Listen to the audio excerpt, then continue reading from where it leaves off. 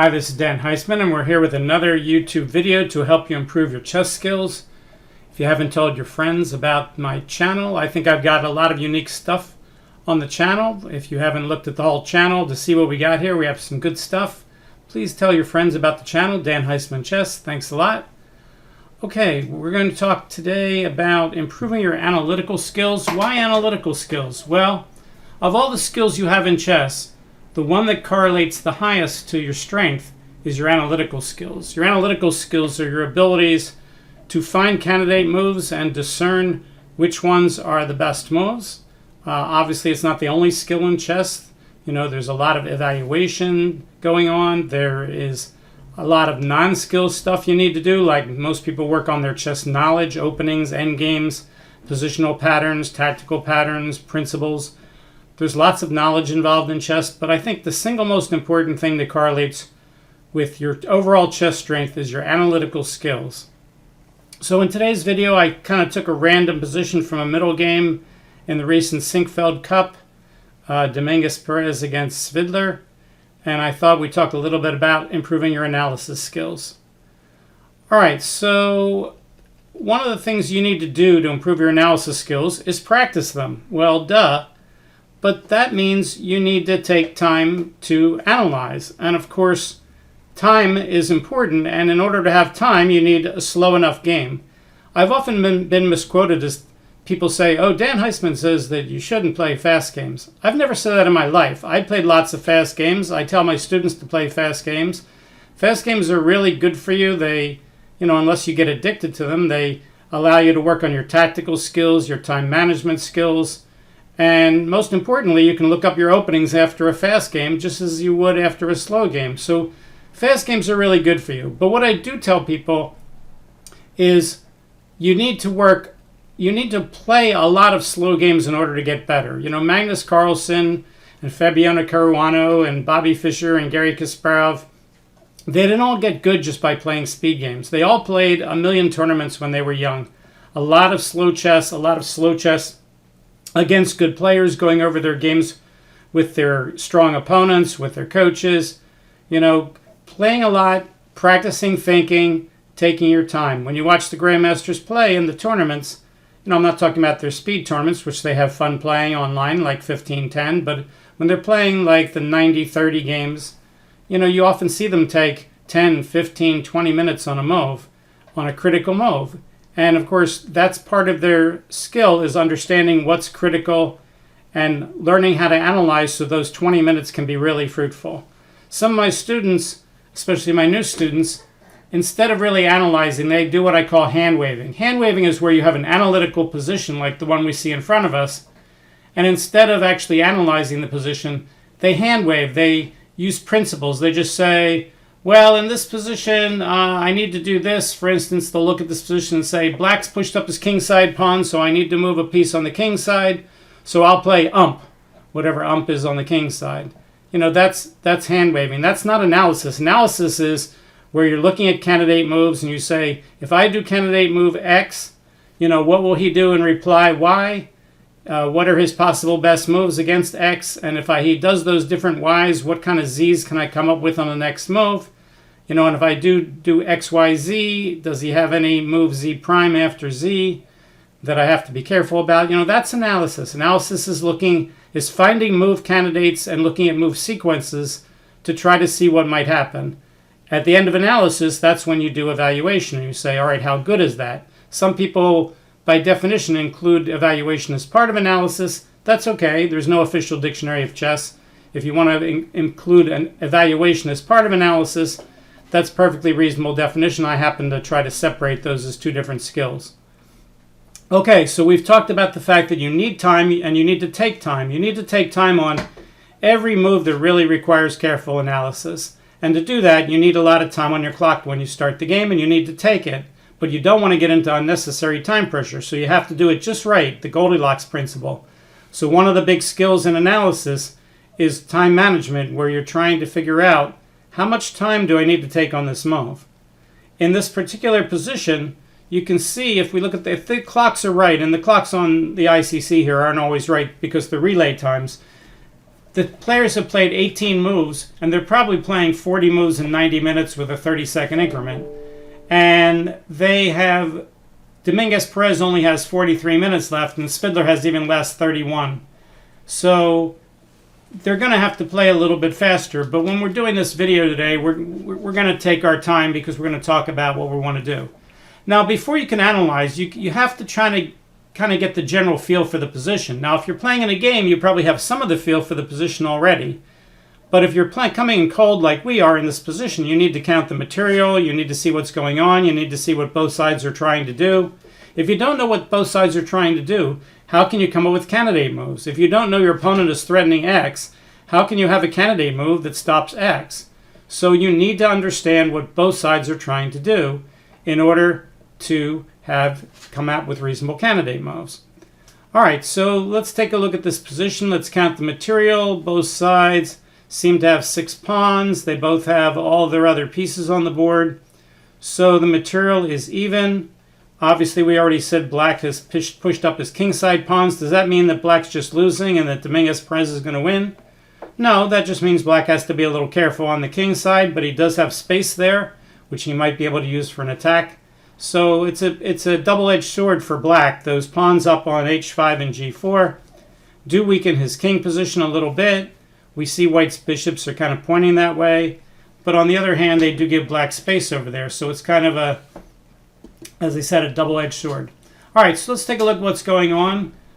We can see that white has a hanging bishop on e5. Black's last move was knight takes h4. And then white had played, knight h4, that wasn't the last move. Then d takes c5, d takes c5, bishop takes e5, and black had castled. All right, so black castled. One of the questions you want to ask yourself is, what are all the things the last move does?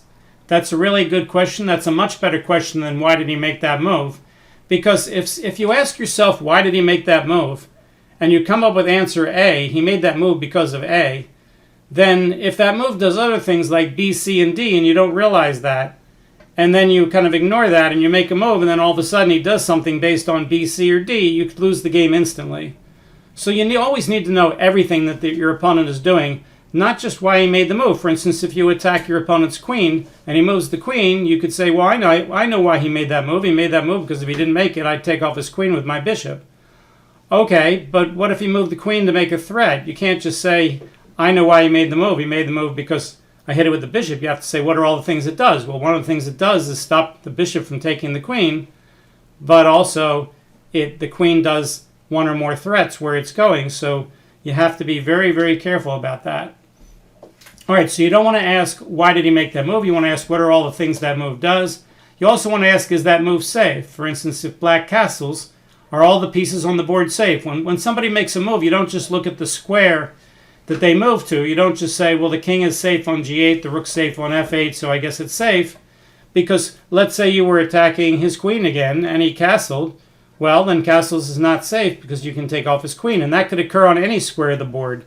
So you have to be aware of what's safe on every square of the board, not just the square of the pieces that are moving. All right, so we are now talking about what are all the things black's move does, what are all the things black's trying to do, what are all the things white's trying to do. So what is black trying to do? Well, he's trying to get his queen, rook, and his knight on d8 back in the game.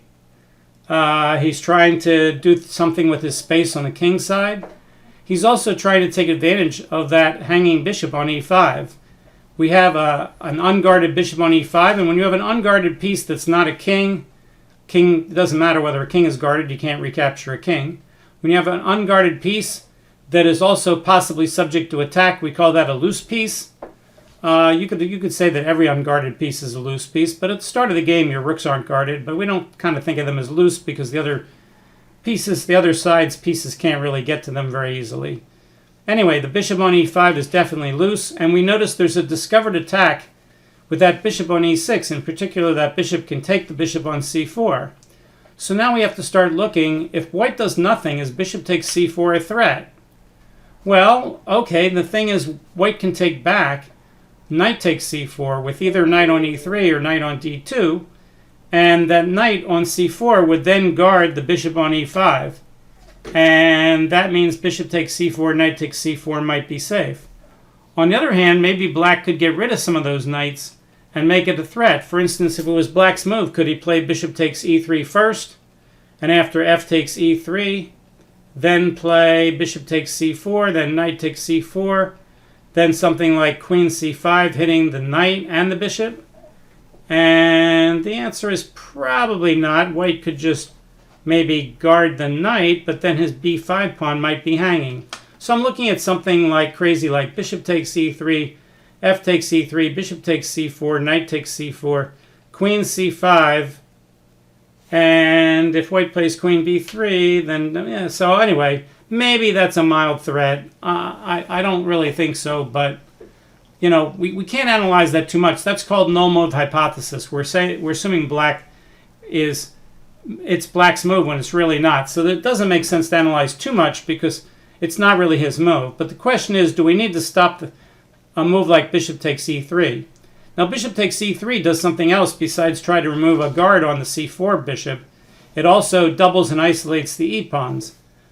Would that be disastrous for white? Well, no, not necessarily. White would put that f2 pawn on e3 where it's guarding some central squares. It would semi-open the f file for the rook toward that exposed king side for black. And it would also open up the diagonal from e1 to h4 to hit the knight on h4. And it would give white the bishop pair, although black could get rid of the bishop pair right away with bishop takes c4. So bishop takes e3 as a positional threat may not be a big threat, but it's something to look at. All right, does black have any other threats? Can he take the pawn on b5? No. Can he trap the bishop on e5 with something like f6? No. Can he play knight f3 check and try to open up the king? G takes f3, G takes f3, threatening queen g5 check, hitting the bishop and the king, threatening queen g2 mate if he removes the bishop with bishop takes e3. I don't think so, because knight f3, G takes f3, G takes f3, queen g5 check. Looks like white just has bishop to g3. Well, bishop g3, then bishop takes e3, removing the guard because the f2 pawn is overworked. So that actually might be a threat. He might be threatening knight f3 check. I mean, white could always play knight takes f3, and black doesn't have time to play bishop takes e3 because he needs to recapture. But I guess knight f3 is a move in some lines. All right, so let's try to come up with some candidate moves now. So if you're trying to improve your analysis skills, you can't just say, well, I'll make a move that does something. Boom. That's fine in a speed game, but in a slow game, you need to look at what are your candidate moves, moves that actually do something. Well, we could overprotect the bishop on c4 with a move like queen to b3. We could guard the bishop with queen to e2, which also guards the knight on e3. So if he takes on e3, white can play queen takes e3. It also stops knight f3 check from being such a threat because it overprotects the knight. We could just move our bishop on e5 so there's no discoveries on it. We could play bishop to f4 or bishop to d4. Bishop d4 also stops bishop takes e3 in some lines. So those are candidate moves. Bishop d4 is a candidate move. Bishop f4 is. Maybe bishop g3 hitting the knight. Queen to e2 guarding the bishop, guarding the knight. Queen to b3 guarding the b5 pawn and the bishop. How about bishop takes e6? Bishop takes e6 doesn't look like much of a candidate move because black can play knight takes e6 and then the knight can come into moves like f4 and then both knights would start to aim on the g2 square, and we really don't want him to move that bishop with tempo. So playing bishop takes e6 looks counterproductive. Now, can black play bishop takes c4 and then play knight e6? Absolutely, but then maybe white can stick his knight on d5 or even maybe f5. So, yeah, so we've still got those candidate moves. Bishop f4, bishop g3, bishop d4, queen e2, queen b3. What else could we play? We could play knight to d5. Knight to d5. If he takes the knight, Bishop takes d5. He's now hitting the bishop on e5. Does white have any moves? No. So when you have a candidate move, you have to see if it's safe. So knight d5 hits the queen. So if you were playing a speed game and you just say, oh, I'll move my knight and hit his queen, my knight's on a good square d5, that's a really good example of hand waving. But if you analyze it, after bishop takes d5, black has a discovered attack on the bishop on e5, and if white saves the bishop on e5, then he doesn't have time to recapture on d5, and if recaptures on d5, then he loses the bishop on e5. So knight d5 is a move that does something. It's an initial candidate, but it's not safe, so it's not a final candidate. So I consider moves that do something to be initial candidates. Moves that are continuing to be candidates after you determine whether they're safe or not are final candidates. So knight d5 is a candidate, but not a final candidate. Probably ditto for knight to f5. Knight to f5 is attacked twice, guarded once, and he has a bishop takes f5, hitting the bishop. So let's see if he can win the e-pawn on bishop d4. Bishop to d4. Let's analyze. Black's going to try to get a discovered attack on the e-pawn with maybe bishop takes c4. Then knight takes c4, or either knight. If he takes with the d2 knight, then queen takes e4 might be possible.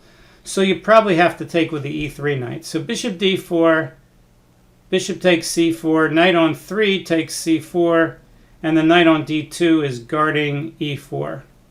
Okay, so bishop d4 seems to remain a candidate move. Let's look at queen e2. Can he do the same thing? Bishop takes c. Can he play bishop takes e3 first? No, on queen takes e3. The queen's guarding e4, the knight's guarding c4. The queen on e3 would be guarding against queen c5. So I think on queen e2, those discovered attacks don't seem to work. I'm not too worried about knight f3 check. Again, if worse comes to worse, then we could play g takes f3, or we could even play knight takes f3, probably g takes f3. I don't think after a move like queen e2 that knight f3 check is any danger. All right, so queen e2 is a candidate, bishop d4 is a candidate. When in doubt, if this was a speed game, then a move like, bishop d4 neutralizing his bishop and stopping our bishop from hanging would be a pretty good move in a speed game. A move like bishop d4. It stops bishop e3, it unhangs your piece, it leaves both knights guarding the bishop on c4. So in a speed game, bishop d4 looks like a good move. But in a slow game, you want to keep looking. And as I said, if we're trying to improve our analysis skills, we have to practice them. One of the things we're doing here is sometimes people write to me and they say, Dan, you did this video and you didn't draw any arrows. You didn't say bishop d4 so I could see where you're talking about. And then bishop takes d4, and then c takes d4, and then bishop takes here, and then you said the queen was hitting the pawn. So you said he had to take with the knight, and you said he had to take with this knight so that the other knight could guard the pawn. And, I couldn't follow that. And could you move the pieces or draw the lines? Bishop d4, bishop takes d4, c takes, bishop takes. And now the queen can't take that pawn unless this knight takes it. But if this knight takes it, then the other knight guards the pawn. Okay, yes, I could do that. But if you're trying to improve your analysis skills, one of the biggest analysis skills that you need to improve is visualization. So I tell people, okay, if I'm going too fast for you and I'm talking about those moves, and you're trying to improve your visualization, then you can stop the video or go back and replay it, see what I said, and see if you can go through the lines in your head after you pause the video. But if you move the pieces or I do it for you, then you're not working on your visualization skills. You're bypassing your visualization skills. And if you're going to improve your analysis, you want to be able to visualize. You want to see what the position looks like. So in my head, when I am looking at whether I'm losing this pawn with a discovered attack on bishop d4, I have to imagine the bishop goes to d4. I have to imagine he takes here. And now I have to imagine that I'm going to have a piece guarding the square, which is the knight, which means that knight can't take the bishop. It's got to be this knight taking the bishop in order to do that. So if you're trying to improve your analysis skills, and one of the skills you need to improve is visualization, You want to play in a lot of long time controlled tournaments. And when you're playing these kind of moves in the tournament, you want to practice moving the pieces in your head. If you want to do it at home, online with slow games, that's fine. If you just want to get out a board and analyze positions in your head and move the positions without really playing a competitive game, okay, that's good too. But you have to practice visualization to make it better. Now, there's lots of websites that have visualization as their primary goal of to help you improve it. Some of them are paid, some of them are free. They use different techniques, and my suggestion is try some. And if it's fun for you, then maybe it's going to be helpful. It's got to be fun to be helpful, because nobody's going to do it if it's not fun. But you could try some of these websites and work on your visualization. See which ones work for you. I have an earlier video also on improving your visualization skills where I talk about these things in more detail. So I don't want to talk about it too much today. We're doing kind of all the analytical things and not just visualization. So I refer you to the other video, but it goes without saying that when you're improving your analysis skills, one of the big skills you have to improve on is visualization. Now notice another skill that we're using here, if we go back to the game, is we are using our tactical skills. Right now, I'm working on things like discovered attack, and then we're working on things like removal of the guard, trying to remove the guards of the bishop, and then we're working on another discovered attack, maybe discovered attack with removal of the guard on e4.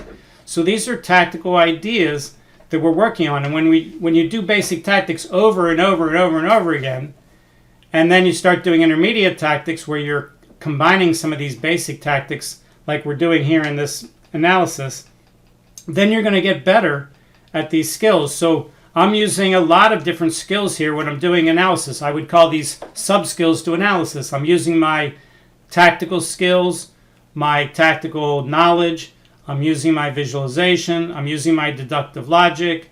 I'm using a lot of different skills when I'm trying to do the analysis. I'm using my time management skill. As I said, these guys are playing a little slow, so they're going to have to not play these moves too slow. That's why I'm expecting Dominguez Perez to play a nice, solid, safe move here, because he's already used over half his time, and he has only played half his moves, but the first, 13 moves or so were like book moves that the guys blitzed out immediately, and then all of a sudden they slowed to a crawl. All right, so I don't want to spend too much time analyzing the position because we only have a couple minutes left. Let's see what the Grandmasters did, and we will ask the computer what the best moves are. All right, so I'm suggesting that White could play something like Bishop d4, or maybe something like Queen to e2. Those are candidate moves. I don't think he played Bishop takes e6. We know he didn't move the knight on e3, or at least didn't move it up to d5 or anything, unless I missed something. So let's see what Grandmaster Dominguez Perez played. He did play Bishop takes e6. Well, I thought that was helping Black by letting his knight come up to e6 and then getting out of the way of the rook. So obviously he was a little worried maybe about the overhitting of the bishop at c4, and he did take 10 minutes on that move. Now again, this is relay time, so we don't know he really took over 10 minutes. It's possible the relay is wrong. But he did decide to play Bishop takes e6. That wasn't my number one move, and I'll be curious to see if the computer says it's the number one move. If it's a disagreement between me and the Grandmaster played the move, there's a lot better chance that the engine will say it's the number one move than it will be saying that my move is number one. Okay, so Bishop take, and he didn't play fast, so he obviously thought about this a bit. Let's see how the game went here, and then we'll check with the engine, and we'll call it a day. He takes with a pawn. Wow, see, whenever you have these recaptures, it's almost always critical to figure out which way to recapture. And again, if you do what I was doing when I was analyzing, and just say, well, if it's Black's turn and he just quickly plays knight e6 because he wants to develop the knight, that's hand-waving. If someone actually played Bishop takes e6 against me, I'd say, all right, well, originally I was thinking about taking with the knight, but that's just an idea. Now, for real, it's my turn. Let me look at my candidate moves. And it makes a big difference whether I take with the queen and hit the bishop, take with the knight and come up toward those dark squares, or take with the pawn and semi-open the file for the rook.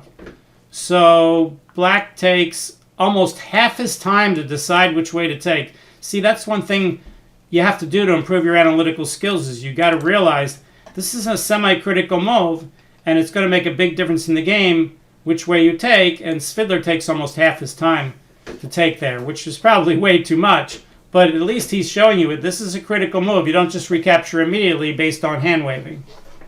All right, let's go back and ask the computer what the top 3 moves were for white. All right, Mr. Stockfish, I've got Stockfish here, Stockfish 14. Okay. And Stockfish 14. So I had mentioned moving the queen to e1 very briefly. I thought about putting on the same diagonal with the knight, but I had thought maybe queen e2 was a little better. And right now queen e1 is slightly ahead of queen e2. Now they're almost the same. And the move we didn't even look at, rook b1, to overprotect the b pawn and make sure he can't trade rooks after pawn takes pawn, pawn takes pawn, bishop e3, is in there. So my candidates like bishop d4 and queen e2, queen e2 right now is a close second behind, well, now it's tied for first. Let's see what the number 4 move is. We got bishop b takes a6. I guess we should have mentioned that since it was attacked twice. Although really, you can't take on a6, b takes a6, b takes a6, bishop takes a6, because bishop takes e3 hits the bishop on a6. All right, so bishop d4, which was also a candidate move, is now number 5, and queen e2 remains near the top. So actually, I did a little bit better than Dominguez Perez in this one, because I had bishop d4 and queen e2 as my top 2, and I had knight e6 not in, sorry, bishop takes e6 not in there at all. And right now Stockfish is saying that queen e2 might be number 1, bishop d4 is number 4, and knight takes e6 is not there. Let's look at the recapture and see which way. We'll go to the top 3 now. And we'll make it bigger. And we'll play bishop takes e6. Which way should he take back? Stockfish says it's not even close. Svidler's recapture with f takes e6 is the best move. So as I said, I was looking at bishop takes e6 quickly, and I said, well, maybe I don't want to let him bring the knight up. But if I was actually black and someone played bishop takes e6, I wouldn't hand wave the move. I would do what Svidler did and take his time and figure out, gee, now that he's actually taken it, do I want to take knight e6, f takes e6, or queen takes e6?